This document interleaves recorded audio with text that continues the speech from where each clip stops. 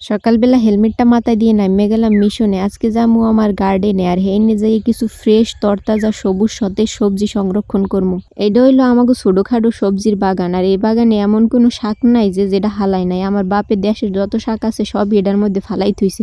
যেটা হয় আর যেটা না হয়, যার লাগে যে যুদ্ধ করে বাঁচতে পারে, এইটা হইছে এক জীবন কাহিনী।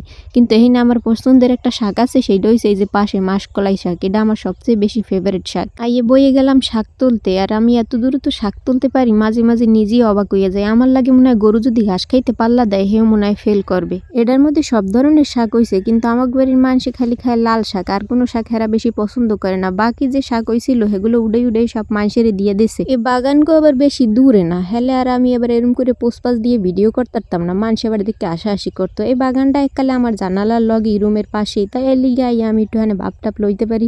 ভিডিও টিডিও করলে কেউ কিছু কয় না। আর গ্রামের মানুষ তো আবার দেখলে কত কিছু কই হেলা ওর হেলা মোবাইল লইয়া আইসে হাক তুলতে, কত ভাব এগো। আপনি যদি হাক লাগে তাই মুগো বাড়তে আইতে পারেন। লাল হাক দিমু না, দিতে পারি মূলা হাক, যা খাইলে মনে করেন খাতা গরম হইয়া যাইবে।